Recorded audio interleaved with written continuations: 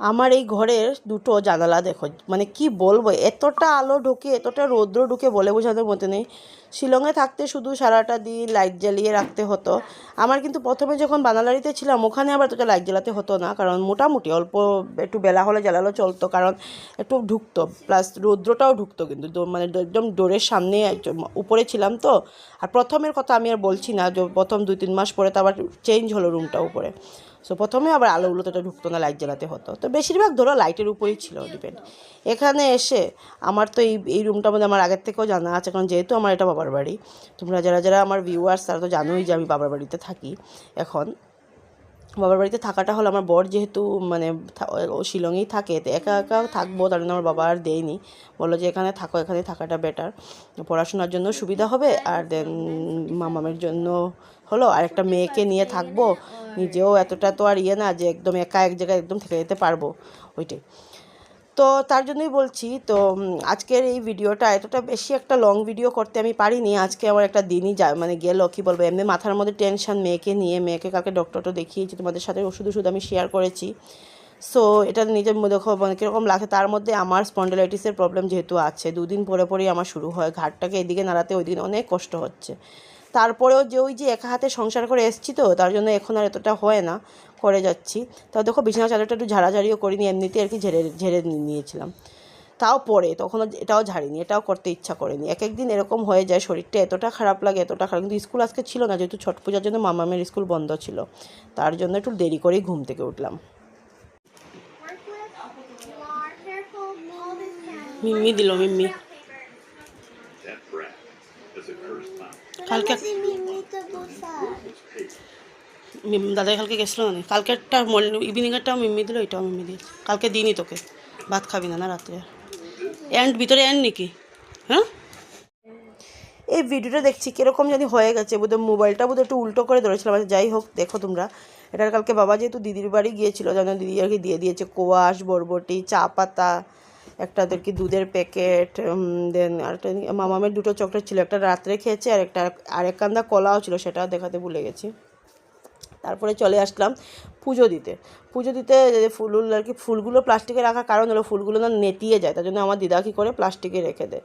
আর বেলপাতা যেহেতু নেই, এখন গাছের বেলপাতাই দিতে হচ্ছে। তো ওই যে বাবাকে স্নান করি, আমি যেহেতু পুজো দিতে বসলে প্রথমে বাবাকে স্নান করিয়ে দিই। আর এই তাম্রপাত্রটা না আমি ডেলি একটু মাজার চেষ্টা করি, নাহলে এমন একটা ব্ল্যাক কালার হয় যে দেখতে এতটা কীরকম জানি ভালো লাগে না।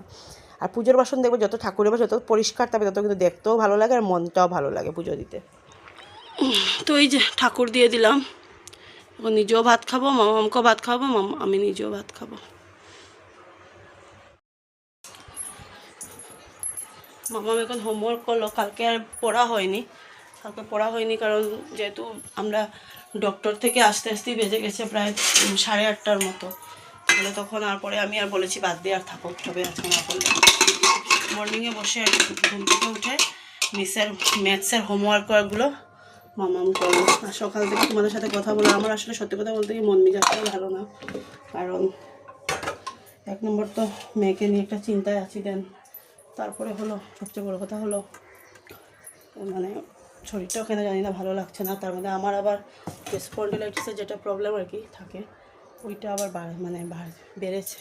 এই জায়গাটা দেখো ফুলা ফুলা, আমি যদি পিছনটা তোমাদেরকে দেখাতে পারতাম তোমরা বুঝতে পারতে, পিছনটা আমার ফুলা, কেন শরীরটা ঠিক না, এইরকম করতে পারছি না, এরকম করতে পারছি না ঘাড়, আর এরকম তো করতেই পারছি না, নিচের দিকে অনেক কষ্টে রান্নাবান্না করলাম। মা বলেছিল, আমি বললাম না থাকো, কারণ তুমি আবার মারও প্রেশারের প্রবলেম, তো থাকো, আমি রান্না করবো থাকো। আর তো এই যে আজকে রান্নাবান্না, ডাল, এই যে মসুর ডাল করলাম। এখানে হলো বরবটি আলু ভাজাটা দিদি দিয়েছিল, সকালের ভিডিওতে তোমাদের দেখিয়েছি আমি ভাত, তো এটা সকালের ভাত, কতগুলো ভাত আছে রান্না করে, রাত্রে বুঝে আর করতে হবে না আমার।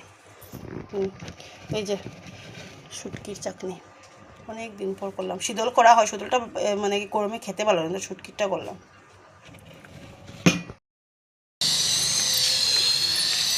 এরকম তো লাগছে, কারণ স্নান করে এসে মুখে কিছু মাখিও দিও না, তো শরীর খারাপ লাগছে আজকে, মানে বলে বোঝানো না, গাড়ের বেলার জন্য।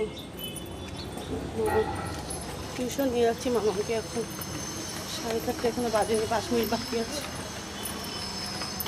দাঁড়াও, দূরায় না পড়বি।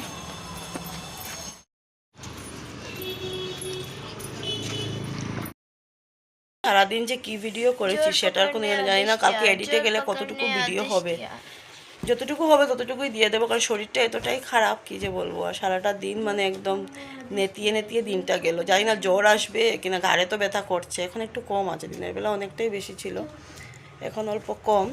দেখুন ভাত বসিয়ে দেবো, মাম্মামেরও মানে যেহেতু মাম্মাম অ্যান্টিবায়োটিক খাচ্ছে তো তার জন্য বোধহয় উইক লাগছে। এটা লার্ন করে মিসের ম্যাথসের হোমওয়ার্কটা করে রেখে দাও।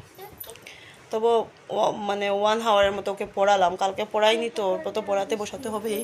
আর মেডিসিন তো অনেক দিনের, আজকে খাবো কালকে খাবো পড়বো তো হয় না, তার জন্য এখন ভাত বসাবো, বসিয়ে তারপর ঠাকুর দেবো, দিয়ে ভাত খেয়ে ওকে নিয়ে শুয়ে পড়বো। না আমার নিজেরও ভালো লাগছে না, আজকে ভিডিও কিছু হয়নি।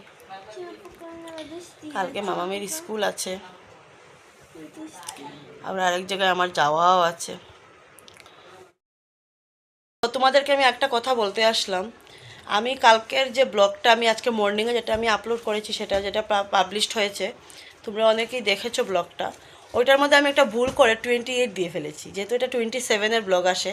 আজকাল আর বলি এমনিতে ডেট দিয়ে দিই, তো তার জন্য আমার ভুল হয়েছে এটা। প্লিজ যারা যারা মানে দেখেছো প্লিজ করো, মানে ভুলভাল দিয়েছি আমি ডেটটা, সত্যি মানে হুটোপাটার মধ্যে লিখেছি তো আর দেখিনি।